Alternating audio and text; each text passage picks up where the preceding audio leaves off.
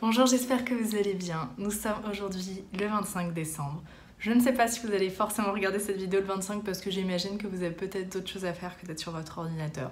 Ou pas, parce que ça peut aussi peut-être faire du bien aussi de faire une petite pause solitaire et de se poser devant une vidéo aussi dans ces fêtes où on est très entouré en général. Je voulais tout d'abord bien sûr vous souhaiter un merveilleux Noël, de magnifiques fêtes avec vos proches, avec vos amis. C'est une période qui est très chargée en énergie, en souvenirs, en plein d'émotions. En général, c'est des périodes qui remuent pas mal. Il faut accepter ces émotions, il faut accepter de les passer. Ça fait partie du cycle de l'année, ça fait partie du cycle de la vie aussi de passer par là. On arrive également bientôt à la nouvelle année, donc toujours aussi très important de passer cette nouvelle année en conscience. C'est toujours intéressant de faire un certain bilan de ce qui s'est passé dans votre année 2017. Peut-être de marquer ça sur un papier. J'avais fait d'ailleurs une vidéo là-dessus l'année dernière où je vous expliquais que c'était bien de faire un petit bilan de ce qui s'est passé de bien dans votre année. De mal aussi, si vous avez besoin aussi peut-être de l'extérioriser. Moi, ça serait plutôt écrivez une lettre ou même sur votre ordinateur, sur un bout de papier, ce que vous voulez, mais juste d'exprimer votre reconnaissance pour tout ce qui s'est passé de bien en 2017. Et forcément, il y a eu des événements positifs, forcément, même s'il y a eu d'autres choses aussi. C'est toujours intéressant de noter sa gratitude envers l'année 2017 qui s'est passée. Et pour l'année 2018, moi je suis pas une fanat des bonnes résolutions entre guillemets, pour moi ça met trop de pression, trop de choses. Je suis plus pour noter les objectifs 2018, c'est pas exactement la même chose, c'est pas exactement les mêmes énergies qui se dégagent. Les bonnes résolutions c'est un peu des règles qu'on s'impose, moi j'aime pas ça, plutôt des objectifs, donc ça va dans un truc d'envie. N'hésitez pas surtout à noter des objectifs très personnels, pas des objectifs extérieurs à vous. Des objectifs comme vous sentir mieux dans votre corps, apprendre à accepter qui je suis. Voilà, c'est plus ce genre d'objectif sur lequel vous avez un vrai impact parce que les objectifs extérieurs, voilà, on n'a pas de contrôle sur la vie qui nous entoure. Ça, je m'en suis vraiment rendu compte ces derniers temps. Mais c'est pas grave du tout, au contraire. Donc vraiment, préoccupez-vous de vous. Vous êtes la personne la plus importante de votre vie. Ça, c'est vraiment une phrase qui résonne en moi depuis peu. Et je pense que c'est extrêmement important de l'intégrer, de le comprendre. Pendant ces fêtes aussi, peut-être le conseil que je peux vous donner, c'est au niveau de la nourriture, de l'alimentation. En général, c'est une période où on mange beaucoup trop et en général, on se sent très mal après. Donc déjà, ne faites pas l'erreur si vous continuez les festivités. Vous savez, en général, on enchaîne les dîners de Noël, etc. Ne faites pas l'erreur, comme j'ai pu le faire pendant de nombreuses années, quand vous savez que vous allez dîner beaucoup le soir, de vous restreindre toute la journée et de ne rien manger, parce qu'alors de faire ça, c'est le meilleur moyen de foncer sur la nourriture, de manger n'importe quoi le soir juste parce qu'on a été frustré, juste parce qu'on avait faim.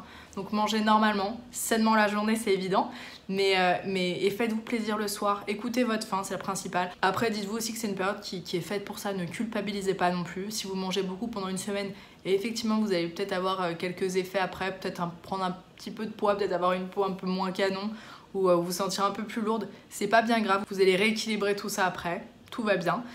Pour le après, je vous conseille peut-être de vous pencher sur les monodiètes, sur les cures de jus, même pendant une journée, ou sur un jeûne, si vous y arrivez pendant une journée, à ne pas manger, à ne faire que boire des tisanes ou des bouillons de légumes, ça peut être bien. Je suis pas assez une experte en la matière pour vous donner mon avis là-dessus. Moi, ça m'arrive souvent quand j'ai trop mangé, par exemple pendant un week-end où je me sens lourde le lendemain, de faire une cure de jus toute la journée. Donc je me fais des jus de légumes, des jus avec un petit peu de fruits, mais vraiment plus se concentrer sur les légumes. Vous faites ça à l'extracteur de jus ou à la centrifugeuse au pire.